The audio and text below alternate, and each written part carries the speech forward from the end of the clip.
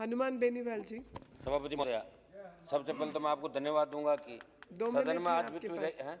2 minute. दो थोड़े से पैसे पार्टियों को तो दे रहा हूँ 5-5 मिनट। नहीं साहब, अभी आप अपने समय पर थे नहीं, अब बोलना शुरू कीजिए। नहीं, समय पे था, समय तो समय पे बोलना आ गया। शुरू कीजिए। सदन में आज वित्त विधेयक 2021 पर चर्चा हो रही है। सभापति महोदय, सदन के सभी साथी सदस्यों ने अपने अपने सुझाव विचारों से सदन को अवगत कराते हुए बिल पर अपने अपने विचार रखे। कई बिल के समर्थन में आए, कईयों ने विरोध किया। आपने कृषि सुधारों का नाम लेते हुए पेट्रोल पर 2.5 लीटर प्रति लीटर वे डीजल पर 4 रुपये प्रति litre agriculture infrastructure and development cess लगाने की बात कही। आपने पहले ही 3 कृषि कानून देश में लाके देश के किसानों की हालत बदतर कर दी। देश का किसान सड़कों पे आंदोलित है। 110 दिन से ज़्यादा हो गया और 200 ज़्यादा मौतें भी हो गई। सभापति महोदय, मैं सरकार से निवेदन करना चाहूँगा कि तीनों कृषि बिल वापस ले, संपूर्ण कर्ज माफी करे किसानों की, क्योंकि मोदी जी ये हौसला रखते हैं धारा 317 आप हटा सकते हो तो किसानों का कर्जा क्यों नहीं माफ कर सकते? जिन्होंने आपको सत्ता के शिखर पे 2 बार बिठाया, पहले तो एनडीए के सारे बैठे, अब की बार आप अकेले 303 पे चले गए। धीरे धीरे धीरे करते एनडीए वालों को अलग थलग करते रहे। ये मेरा निवेदन रहेगा।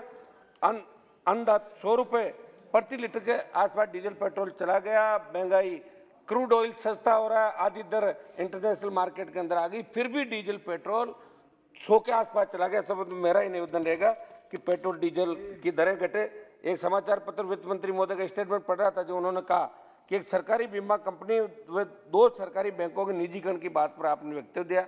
मैं आपके माध्यम से जानना चाहूंगा कि यदि निजीकरण को आप बेहतर बता रहे तो देश की बैंकों ने राष्ट्रव्यापी हड़ताल क्यों की?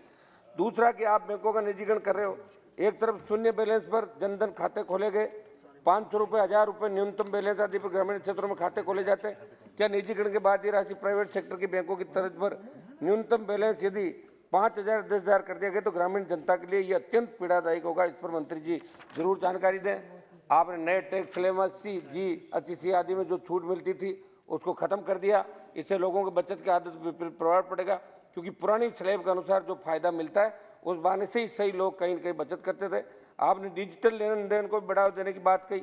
मंत्री महोदय, G2C व C2C सेवाओं में गैर नगद भुगतानों को MDR शुल्क मुक्त करने को लेकर आप क्या करोगे, ताकि गैर नगद लेने देने की अर्थव्यवस्था को प्रोत्साहन मिले? जवाब में जरूर बताएं।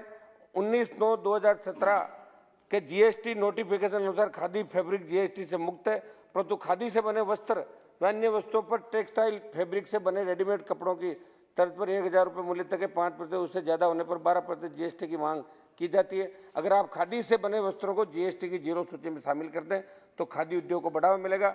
मंत्री जी, आपके माध्यम से बताना चाहता हूँ, बजट विश्लेषण पर नजर जाए तो कोरोना से प्रभावित अर्थव्यवस्थाओं में जिन उपायों का जिक्र बजट में हुआ उससे मध्यम वर्ग व वेतन भोगियों को कोई लाभ नहीं मिल रहा है। इस पर सरकार जरूर विचार करें। सबसे आपके माध्यम से ये मांग करूंगा कि ट्रैक्टर, हार्वेस्टर, ड्रिप और स्प्रिंकलर सिंचाई प्रणाली से जुड़े सामान पर वे फ्लोर मिल मशीनरी सहित वो तमाम कृषि उपकरण जिनमें 12% 5% GST ली जाती है, उनमें GST हटाने में कम करने को लेकर सरकार विचार जरूर करें। CSR फंड का उपयोग संबंधित क्षेत्र के विकास में हो, ये आप कंपनियों को और उद्योगों को आप निर्देशित करें। आज बस 1 मिनट में, आज भारत सरकार किसान उत्पादक संगठन बनाने में इसको लाभ को लेकर कई दावे कर रही है। मैं आपके माध्यम से वित्त मंत्री जी जानना चाहूंगा कि FPO को आप रजिस्ट्रार ऑफ कंपनीज एक्ट 2013 के तहत पंजीकृत क्यों कर रहे हो? फिर एक सामान्य वाणिज्यिक कंपनी और FPO में क्या अंतर रह जाएगा? इसमें दूसरा मैं पूछना चाहूंगा कि FPO को आपने यदि कराधान में छूट दी है तो हमेशा रहेगी, तब तो ठीक है, अन्यथा कुछ समय बाद FPO से जुड़े किसान आयकर दायरे में आ जाएंगे, जबकि किसानों के आयकर अधिनियम 1961 के तहत प्रत्येक आयकर में छूट दी गई है। ऐसे में क्या किसानों को आप आयकर नेट से लाने का प्लान कर रहे हो? क्या इन दोनों मुद्दों पर देश का किसान आपसे जवाब चाह रहा है? सभापति महोदय, 1 मिनट में अपनी बात समाप्त करूंगा। आपने LIC में 27 संशोधनों के प्रस्ताव की बात कही। देश के LIC में कार्यरत कार्मिकों यूनियनों ने LIC में FPO लाने का विरोध किया है। ऐसे में LIC को मजबूत करने में जो लोग लगे हुए हैं वही विरोध कर रहे हैं, तो उनकी शंका विरोध का समाधान का आप किस प्रकार करोगे? हमारे राजस्थान में जोधपुर के साथ बाड़मेर व पाली जिले के 2104 गाँवों में पेयजल आपूर्ति की मांग के लिए इंदिरा गांधी नहर से राजीव गांधी लिफ्ट कैनाल के समानांतर पाइपलाइन हेतु 1454 करोड़ की राशि जायका से लोन के लिए वित्त मंत्रालय की अनुशंसा की जरूरत है। जल शक्ति मंत्रालय, नीति आयोग, आवासीय तथा शहरी कार्य मंत्रालय ने अपने सहमति की टिप्पणियां प्रस्तुत करके वित्त मंत्री से निवेदन करूंगा।